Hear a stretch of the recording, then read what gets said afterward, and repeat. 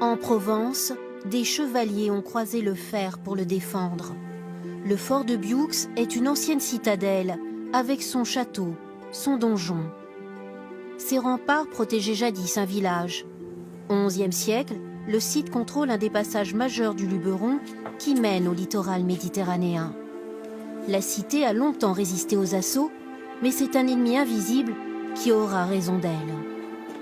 Et à partir du XIVe siècle, on a un séisme qui touche l'Occident dans sa totalité. C'est la Grande Peste de 1348. À cette date, le village est abandonné. Il perd totalement sa population.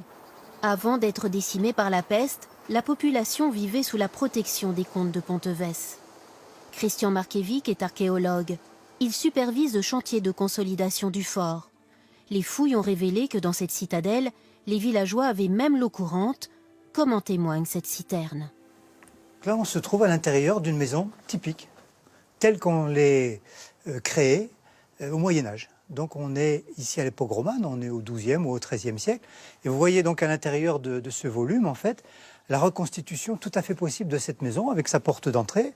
Donc la façade qui est en partie creusée dans le rocher, 3 marches qui permettent de descendre à l'intérieur d'une première pièce, et puis dans le fond, 2 autres pièces qui sont profondément creusées dans le rocher. Aucune archive, aucune gravure ne nous renseigne sur la construction du fort au Moyen-Âge et au moment de son abandon au XVIIe siècle. Seules les campagnes de fouilles permettent de connaître la vie des soldats et des villageois sur le site. Imaginez, il reste encore 50% du fort à explorer.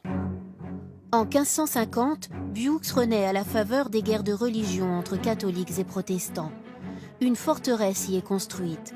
Objet de convoitise, la place forte fait face à plusieurs assauts avant son abandon définitif en 1649.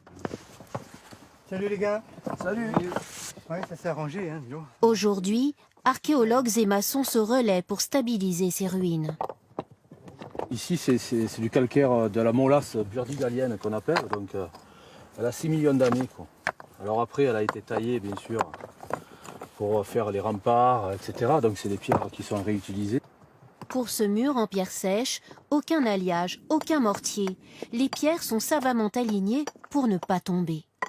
On fait un mur de soutènement qui va canaliser en fait les touristes qui vont venir visiter le fort. Donc on monte ces pierres pour leur faire réutiliser un chemin qu'on utilisait au XIIe siècle. Face au fort, la falaise de Bioux rejoint le ciel. C'est le haut lieu de l'escalade libre. Antoine le Ménestrel est l'un des précurseurs de la discipline qui s'est développée ici dans les années 80. Je suis entre la pierre et le vide et je réunis ces deux entités en moi.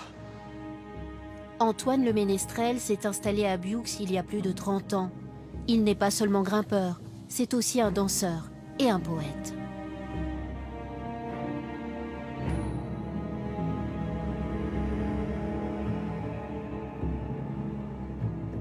C'est une roche sédimentaire. Donc en fait, c'est une roche de l'accumulation de petits animaux morts au fond de l'eau.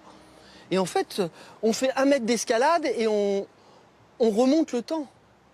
Parce qu'on fait presque 1 million d'années, quelques millions d'années par mètre d'escalade à chaque fois que je grimpe. Donc en grimpant vers le haut, je vais vers le présent. Bioux, par sa beauté, donne des ailes. Plus d'un conquérant est venu dans cet écrin réinventer le monde.